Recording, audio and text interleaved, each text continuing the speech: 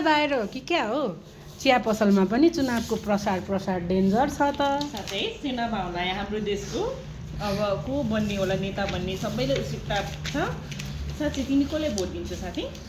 म त अब जसले संसदमा गएर हाम्रो लागि बोल्छ त्यस्तो मान्छेलाई भोट दिने हो। त्यो त हो, हामी सबैले हाम्रो होइन राम्रोलाई भोट दिन चाहन्छौँ होइन। राम्रोलाई भोट दियो भने पो हामीलाई पनि राम्रो हुन्छ। साँच्चै साथी मलाई एउटा कन्फ्युजन थियो, जस्तो मैले देखिहालेँ होइन, मैले कहिले भोट दिएको छैन, मेरो फर्स्ट टाइम हो होइन।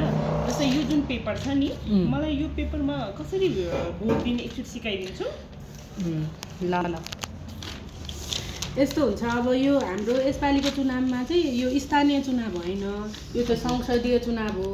यसमा चाहिँ के हुन्छ भने अब कुन पार्टी र अनि को व्यक्ति भन्ने हुन्छ कि संसद भवनभित्र बोल्न पाउने व्यक्ति हुन्छ नि, त्यो व्यक्तिको छनौट गर्दैछौँ हामी।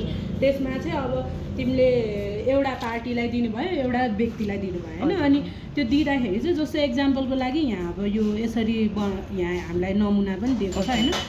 यो चिन्ह भयो, पार्टीको चिन्ह भयो, अनि यो चाहिँ स्ट्याम्प हो कि, यो स्वस्तिकको छाप छ नि, यो चाहिँ स्ट्याम्प हो।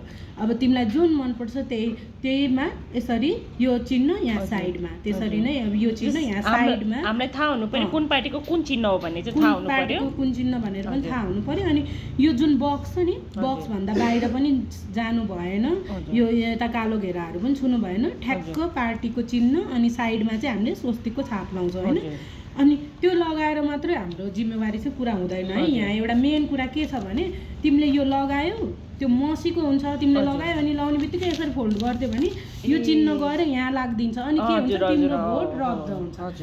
त्यो भएपछि तिम्रो भोट गनिँदैन। त्यही कारणले तिमीले के गर्नु पर्यो त, यहाँ चिन्ह लगाछ त्यो चिन्हको ठ्याक्क तलसम्म चाहिँ यो पेपरलाई फोल्ड गर्नु पर्यो कि यसरी फोल्ड गर्नु पर्यो अनि अर्को फोल्ड गर्नु पर्यो। त्यस्तो गर्दा चाहिँ के हुन्छ, यहाँसम्म चाहिँ लाग्न सक्ने चान्स हुन्छ, तर यिनीहरूमा चाहिँ लाग्दैन। माथि लाग्दा फरक परेन, अरूको चिन्हमा लाग्नु भएन। अनि अर्को एउटा पनि आइडिया छ, यो जुन हामीले यहाँ स्ट्याम्प लगायौँ अनि टाइम बााउन्ड्री त हुँदैन नि त, टाइम त यति टाइममै तपाईँले भोट दिएर निस्किनुपर्छ भनेर तोकेको हुँदैन। त्यही भएर आनन्दले हेर्ने चुनाव चिन्ह कुन हो, आफ्नो पार्टी को व्यक्तिलाई मनपर्छ, को व्यक्ति सही छ भनेर आफूले डिसिजन गर्ने।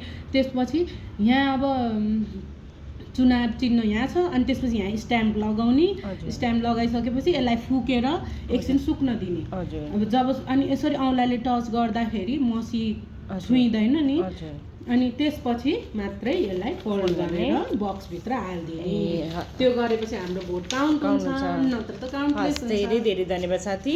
ल अबको सबै भोट हामी हाम्रोलाई होइन राम्रोलाई दिउँ है। जय नेपाल।